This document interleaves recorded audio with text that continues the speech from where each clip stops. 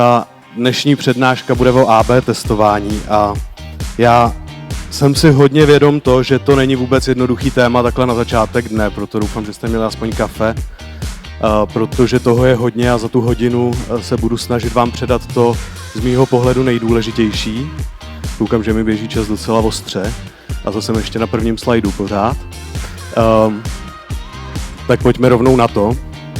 Na úvod jenom otázka, kdo z vás už něco někdy AB testoval? OK, jsem tu zbytečně.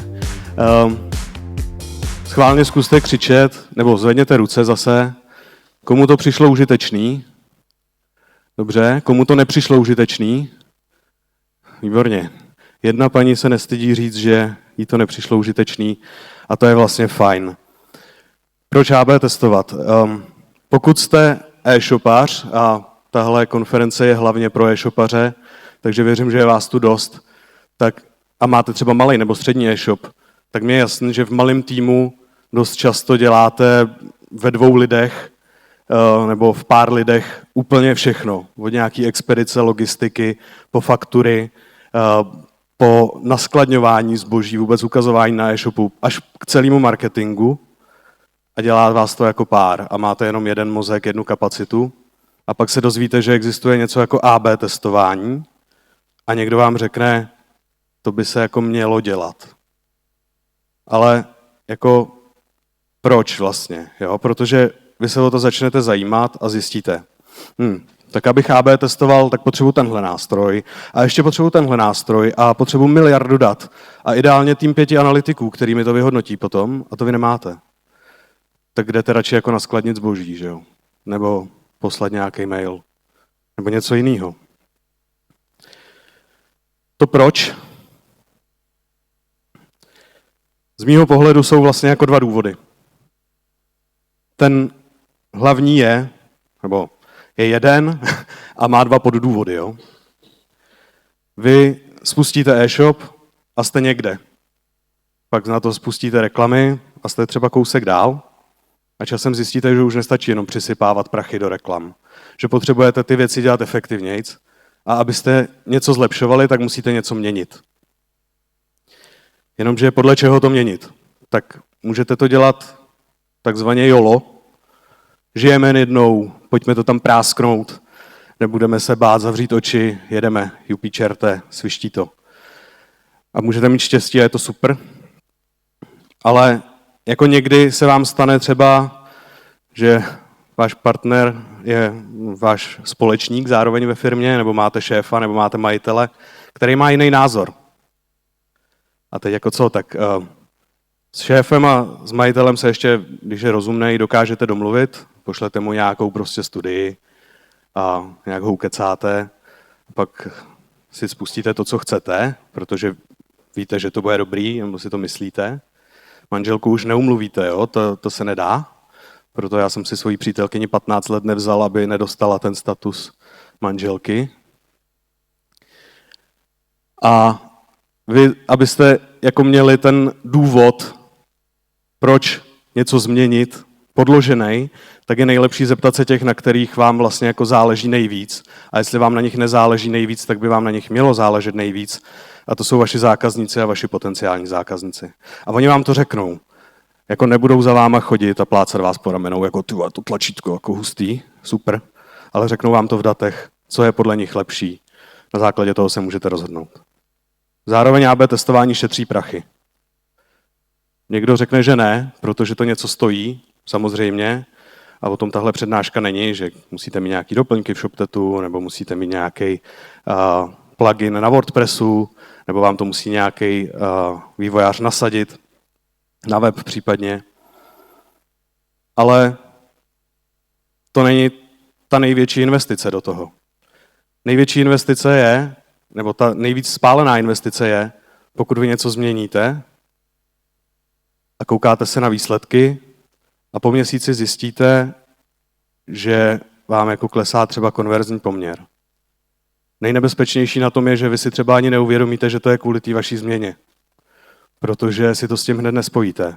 Prostě teď něco změníte a v listopadu se kouknete a řeknete, ty vole, je to nějak blbě, ale tak co, tak prostě sezóna, nebo zrovna listopad je dobrá sezóna pro vás většinu, ale konkurence, nebo Google změnil pravidla, nebo něco.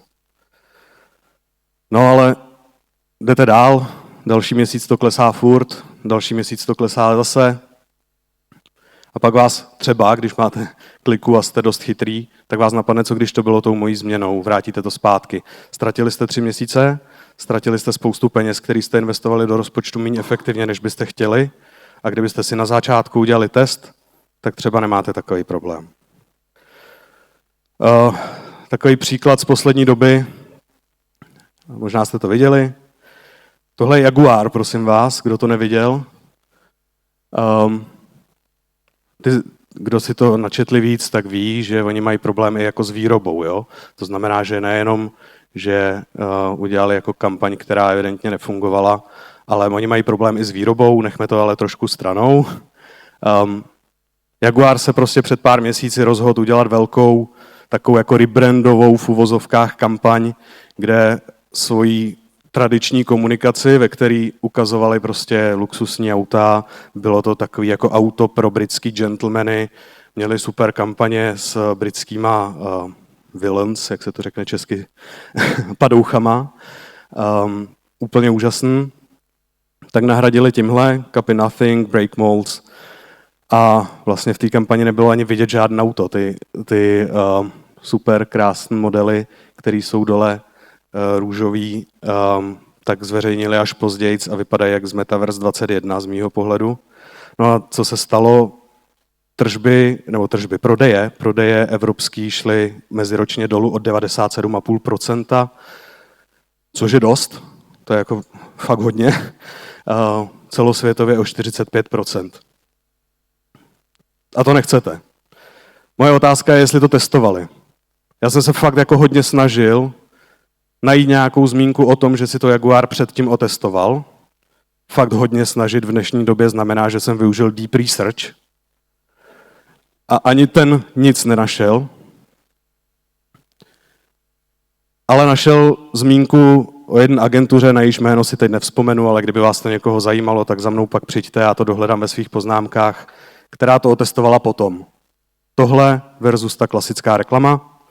Ta klasická reklama vyhrála drtivě ve skoro všech segmentech, v jednom to bylo půl na půl, ale ten byl úplně marginální.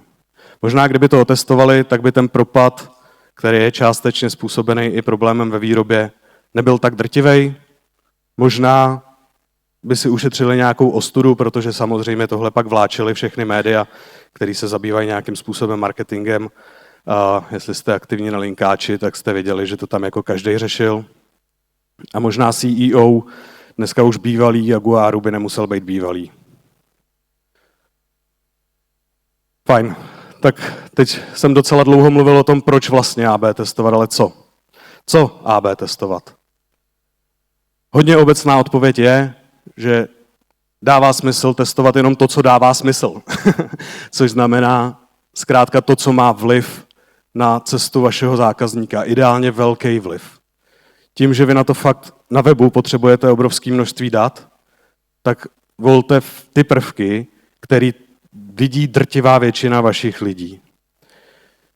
Nebo vašich zákazníků nebo návštěvníků toho webu. Budu pak o tom mluvit trochu konkrétnějc. Úplně nejlepší je, když testujete vždycky jenom jednu věc naraz. Ne vždycky se to jako dá, ale říká se tomu izolování proměnných. Zkrátka, když máte produktovou stránku A na té B variantě změníte obrázek, nadpis, cenu, úplně všechno, a pak třeba to Bčko vyhraje, tak vy nevíte, proč vyhrálo. Nevíte, jestli za to může ten obrázek, nevíte, jestli za to může ten nadpis. Můžete ho nasadit samozřejmě a pak za váma přijde ta manželka a zeptá se vás, tak co nám funguje? A vy řeknete, no nevím, jako něco z tohohle prostě. A to je škoda. Co ne? Blbý jako maličkosti. Nemusíte fakt testovat, jestli tlačítko o 3 pixely doprava nebo tlačítko o 3 pixely doleva. Když se vám to líbí, o 3 pixely doprava, jak si tam dejte. To vašeho zákazníka fakt až tak nezajímá. Asi to nemusím ani říkat, ale řeknu to, nemusíte testovat úplně jako očividné věci. Prodáváte skříně, tak nemusíte testovat, jestli parametry v centimetrech, anebo jako v inčích, v palcích. Zbytečný. Zkrátka ty věci, které opravdu mají jako dopad na cestu toho zákazníka. Takové 3 oblasti, které jsem vybral, na e-shopu typicky produktové stránky. Fakt nemá význam testovat homepage, nemá význam testovat stránku o nás, nemá význam testovat kontakty, už vůbec nemá význam testovat obchodní podmínky. Jo? Produktová stránka je to, kde se rozhoduje. A co na těch produktových stránkách?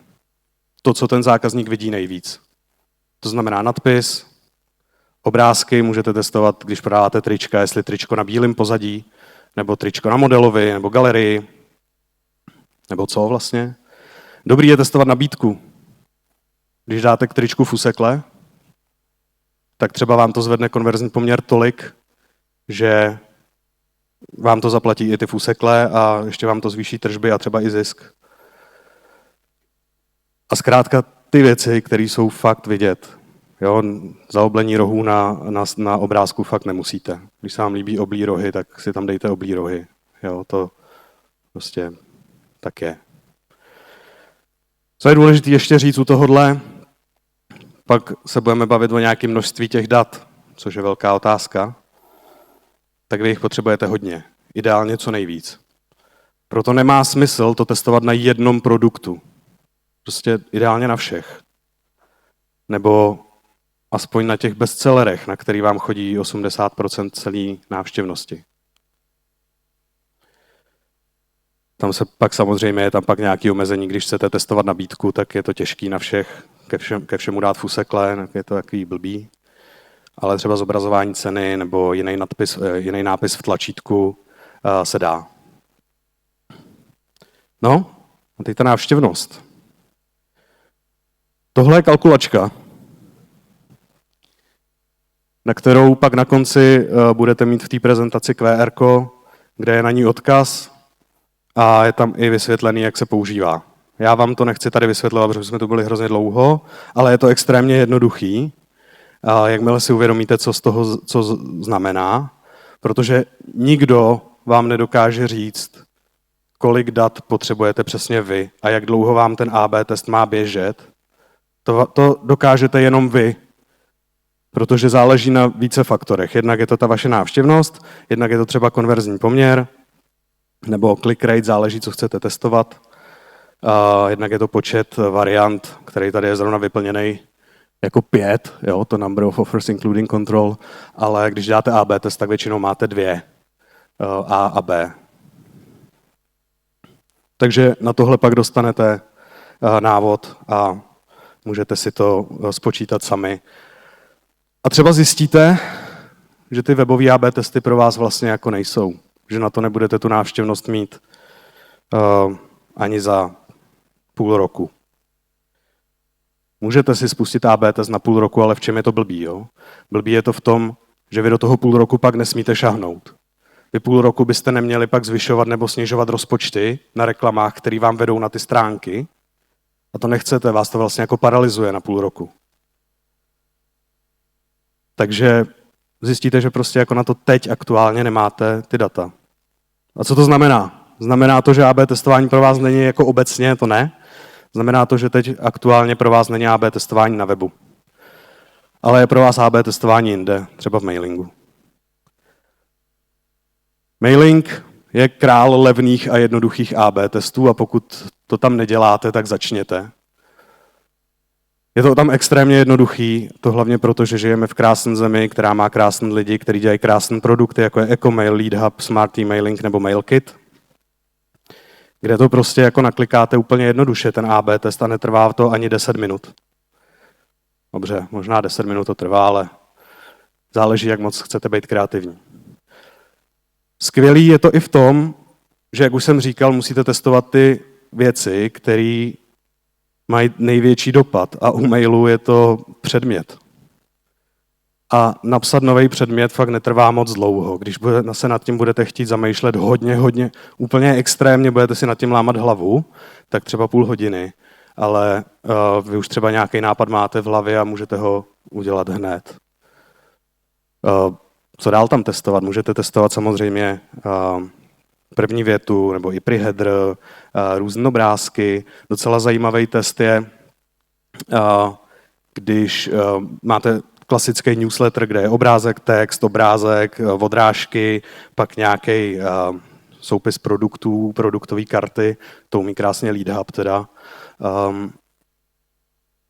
Tak proti tomuhle postavit plain text e-mail, kde je jenom text a jeden odkaz a nic jiného. Prostě jako když vám píše babička, která vám přeposílá řetězák. Možná byste se divili, ale jako tohle fakt může mít docela dobrý efekt. Nám se to docela osvědčuje. Dovolím si odbočku, protože nemoc často dostávám prostor někde mluvit, respektive nikdy. Pojďme trošku skultivovat prostředí. Tohle je takový jako vedlejší téma, ke kterému pak pod tím QRkem budete mít odkaz na přednášku od Pavla Poly, který o tom mluví víc a líp než já. A to jsou data v mailingu, protože když AB testujete, potřebujete to nějak vyhodnotit. Ty mailové nástroje vám to vyhodnocení ukážou, ale ty data vám lžou. Lžou vám proto hodně zjednodušeně, že ve schránkách jsou nějaký jako roboti, kteří otvírají a klikají na maily, i když vy jste ještě nikdy neviděli ten mail. A dávají info tomu nástroji, tenhle člověk ho otevřel, pak vám to ukazuje open rate 40%, ale ten open rate může být 25%, reálně i míň. Existují způsoby, jak tyhle ty bot clicks a bot opens detekovat. A v Čechách jediný nástroj, který já jsem viděl, koukal jsem se naposled před 2 měsíci asi, tak to dělá MailKit. Tím ale teď neříkám, abyste všichni jako opustili svoje providery a šli k MailKitu. Spíš napište těm vašim providerům, ať to jako zavedou tohleto filtrování těch bot clicks a bot opens, protože jinak vám to fakt bude lhát ty data a když to zavedou, tak to bude krásný. Prostě budete mít přesnější data, budete se moc rozhodovat víc fundovaně a budeme z toho mít všichni radost. To byla drobná odbočka. Třetí místo, kde se dá testovat a kde už pravděpodobně testujete, tak jsou reklamy. Facebook i Google mají nějaký nástroje, které říkají, že přes ně můžete testovat. Oni to nejsou úplně jako pravý AB testy, jo? Protože ani jedna z těch platform vám nezajistí, že to rozložení je tam rovnoměrný. Dokonce vám ani často nedají stejný vzorek na Ačko a na Bčko, stejně velký, tím myslím. Ale i tak vám něco řekne, když proti sobě pustíte video nebo obrázek, nebo jiný video a jiný video. Můžete tam testovat zase titulky a něco vám to řekne a něco zjistíte. A časem se třeba dostanete k nějakému jako golden, prostě skvělému kreativnímu návrhu, který budete používat dlouhodobě a který vám pofrčí. O tomhle by se dalo mluvit hrozně dlouho, jak to dělat, ale asi to nemá význam, protože já vám když tak pak přidám do těch zdrojů nějaký článek, kde si to najdete. Ale bacha. Já jsem slyšel na jedné konferenci letos v Čechách takový názor, že to, co si otestujete v mailingu nebo na Facebooku, typicky testujete předmět v mailingu, něco vyhraje, tak to můžete pak použít, prostě něco vám vyhraje, a vy to můžete pak použít do Facebooku jako nadpis, anebo jako nadpis na webu. Jako můžete, jo. Ale já myslím, že je u toho třeba docela přemýšlet. Ona je otázka, jestli tam jsou vlastně jako ty stejný lidi, jo. Stejný typ lidí. Já si totiž myslím, že ne. Že prostě lidi, kteří vidí vaši reklamu na Facebooku a klikají na ní, tak jsou úplně jiný lidi, než ty, kteří jsou na webu, protože tam jsou ty, kteří klikli na ty reklamy, plus ty, kteří už vás znají, protože se tam vrací. A ty, co jsou v mailingu, tak jsou zase úplně jiný lidi a může na ně fungovat prostě něco jiného. Tak si na to dávejte pozor a když tak případně jako to, co vám vyjde v mailingu, tak si přetestujte jinde. A pak to tam používejte, když to bude fungovat. Ale není to úplně věc, která by se dala říct jako obecně, že funguje. Tak.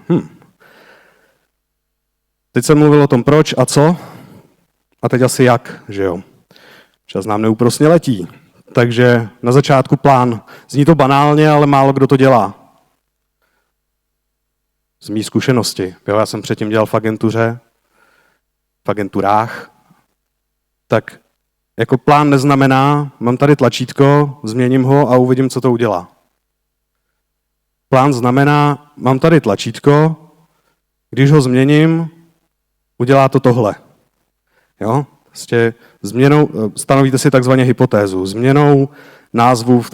Změnou textu v tlačítku zvýším poměr kliknutí na to tlačítko o 10%. Tohle je hypotéza, kterou si někam napište, protože ji pak budete potřebovat. Ono se to nezdá, ale on vám ten AB test fakt může běžet 2 měsíce a vy si pak vlastně jako koukáte na ty čísla a zapomenete, proč jste to chtěli dělat za ty 2 měsíce, protože máte dalších 1000 věcí. Zároveň v této fázi si děláte nápočet, to je to, co jsem ukazoval, tu kalkulačku, kolik vlastně potřebujete dat a jak dlouho vám to má běžet. To si taky někam napište, protože abyste věděli, kdy to máte ukončit. Pak teda spustíte test a on běží. V téhle fázi se dělají 2 chyby. Ta první, kterou řeknu, tak si rovnou sypu popel na hlavu, protože včera jsem to udělal. AB test není guláš. Vlastně nemůžete do něj každých 10 minut něco přisypat a pak se koukat, jako co to udělalo. Tak, jak to spustíte, tak to musíte nechat doběhnout. Ještě trochu omluvitelnější je to v začátku toho AB testu, když něco změníte, tak si ale poznačte, že ten den jste to změnili, vlastně testujete ten text na tlačítku, místo objednat, tam máte koupit nyní a pak po týdnu si řeknete, že tam chcete koupit teď, tak si poznačte, po týdnu jsem to změnil a pak to vyhodnocujte až od té změny. Ta druhá chyba je, že vy samozřejmě jako koukáte na ty výsledky v průběhu už a to je správně. A fandíte tomu Bčku, protože to je vaše dítě. To je prostě, to musí vyhrát, protože jsem to vymyslel, je to skvělý, je to nádherný. Tak se koukáte na ty výsledky už v průběhu a zjistíte, že to Bčko vyhrává. Říkáte si, jo, ty vole, to jsem to prostě potahal. Vypnete to, nasadíte Bčko, no a pak po čase zjistíte, že jste měli takzvaně falešně pozitivní výsledek, protože jste to nenechali doběhnout. Je to asi jako stejný, jako když jdete na fotbal a ve 2. minutě váš tým dá gól, vede 1-0 a vy odejdete s tím, že je hotovo a přijdete domů a zjistíte, že prostě to skončilo 1-3, protože dneska hraje Slavie, já jsem Spartan, tak kdo tam jdete, tak neodcházejte před koncem. No, takže to necháte doběhnout. A jste na konci, gratulace. A co teď s tím? Použijete druhou kalkulačku, na kterou taky dostanete odkaz, včetně návodu, jak ji použít. A zjistíte, která ta varianta vyhrála. Můžou nastat 3 scénáře. Buď ta varianta vyhraje signifikantně, což vám ukáže ta kalkulačka, zasvítí na vás zeleně, jo. Tohle je rozdíl, kde si můžeš být na 95% jistý, že ta varianta je lepší. Tak ji nasadíte a frčíte dál a za chvilku to můžete testovat znova proti něčemu jinému a zase to zlepšit. Nebo prohraje, tak prostě necháte Ačko, i když vás to bude mrzet. A nebo je to plichta, no. Co s tou plichtou? To je otázka vždycky, no. My nejčastěji děláme to, že pokud je to plichta, necháváme Ačko, tweakneme něco na Bčku a pustíme AB test znova třeba po čase. Ale může se vám stát, že uvidíte i na jiných datech, než na tom, co jste testovali, protože tohle je ten čas, kdy se vrátíte k té hypotéze a kouknete se, co jste vlastně testovali, jestli je to conversion rate, nebo jestli je to click-through rate, nebo co to je. tak třeba se vám ukáže, že na click-through rate je to stejný, ale ty lidi na Bčku vám víc dokončují objednávky, tak tam prostě prásknete Bčko, ale jako i tak doporučuji to přetestovat někdy později znova. No, příklad. To znamená, že se blížím ke konci. Tohle je příklad od nás. Na začátku se koukám na web. Tohle je prosím vás web.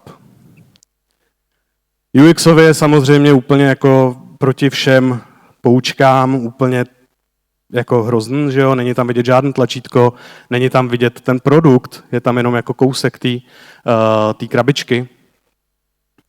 A neříká to vlastně jako to, co bych chtěl, aby to říkalo. Prostě tenhle produkt tady je a kup si ho tady. Jo, nelíbí se mi to, zkrátka. Nějak to funguje. A co když to změním?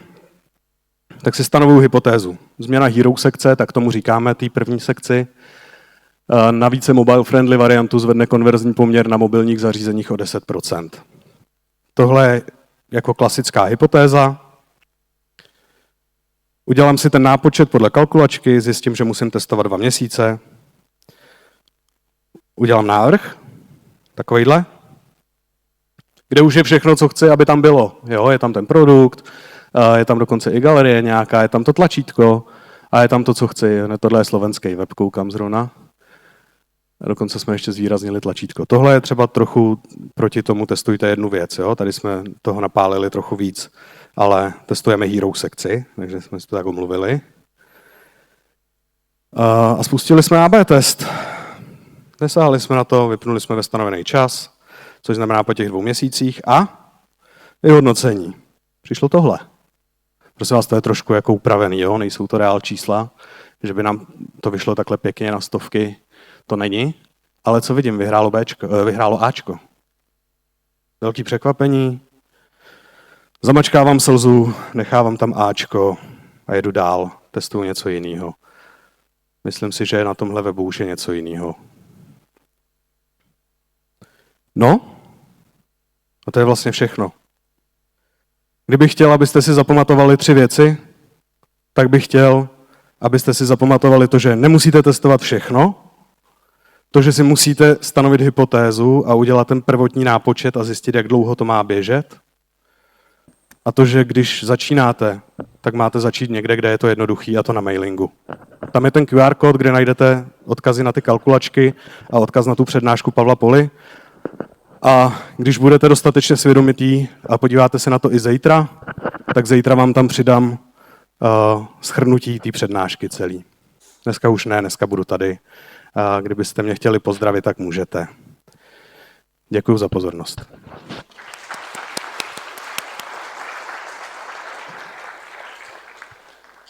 Jardo, moc děkujeme. A já bych teď přešla k dotazům ze Slido. Zároveň, pokud vás ještě napadne průběhu nějaká otázka, tak určitě pokládejte. Máme ještě 8 minut do konce, takže věřím, že jich stihneme docela dost.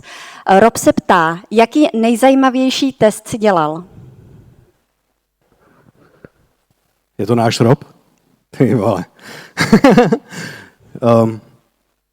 Správná odpověď na každou z těchto otázek bude záleží. Jinak ten, který položil ten dotaz, tak je můj nadřízený, takže jsem trošku teď v nekomfortní situaci. Nemám to připravený, můžeme se na to podívat zítra v práci. Nevím, jako protože jsem dlouho dělal mailing, tak jsem dělal ty AB testy na mailingu a tam jsou docela jako zajímavý testy. Typu, jak už jsem říkal, ten plain text email byl docela jako fajn, ale i takový srandy, oni jsou to spíš taky jako blbůstky, jo, jako emoji v předmětech a podobně.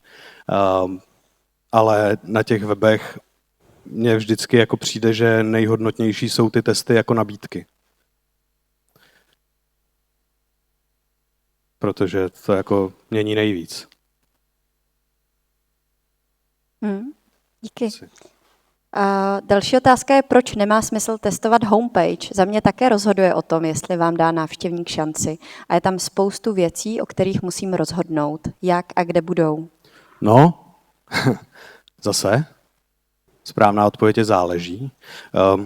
Je to hodně případ od případu, ale pokud máte klasický e-shop, tak většinou ty lidi vodíte na tu produktovou stránku a nevodíte je na tu homepage. Pokud je vodíte na homepage, tak jim podle mě jako zdelšujete tu cestu tím webem, protože on se tam musí zorientovat, ten člověk. No, jako samozřejmě to má do nějaký míry smysl. To, že jsem říkal, že to smysl nemá, tak je spíš pro e-shopy, který mají jako nižší návštěvnost. Jo? Tam fakt musíte řešit jenom to, co rozhoduje a na e-shopu rozhoduje prostě produktová stránka. Mm-hmm. Dále se Péťa ptá, navázali jste na ten cholesterol test nějakým hloubkovým testováním u klientů? Proč to A nevyhrálo? Teda vyhrálo A. Ne, nenavázali. Je to možná škoda, ale my už jsme v té době, myslím, věděli, že budeme stejně tam dělat nějaké změny, nehledě na AB testování. Protože, jak už doufám, že jsem to říkal, jako nemusíte testovat všechno, někde je v pohodě zavřít ty oči a prásknout to tam. Takže jsme to vlastně jako neřešili, v té době jsme to nedělali.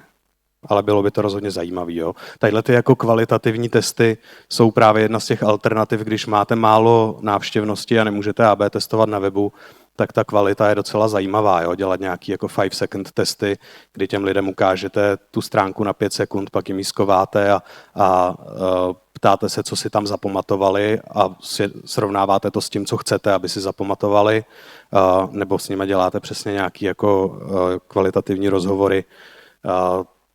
Je to jako zajímavý, možná by to tady stálo za to, ale zrovna tenhle web není úplně náš nosnej, takže jsme to nedělali, neplýtvali jsme na to časem. Mm-hmm. Jardo, máš doporučení na cenově dostupný AB testing tool pro menší shopy? No, tohle je hrozně jako jednoduchá, zároveň těžká otázka. Já nevím, jakýho máte providera toho, jestli je to ShopTet nebo jestli máte ShopSys. Abych se přiznal, tak jako nevím, jak se jmenujou ty věci, ale vím, že všechny tihle provideři mají nějaké možnosti a jsou i jako nějaký tooly, samozřejmě, který si třeba nastavíte na web. A na tohle nedokážu úplně jako relevantně odpovědět. Protože fakt hrozně záleží na to, co máte za providera. Jo? Když tak ten, kdo se ptal, tak za mnou může zajít a já mu pomůžu nějaký vybrat někde v lobby. Ale, super, díky. Potom ještě, jestli testuješ zvlášť pro mobil a pro desktop? Nemusí se. Nemusí se.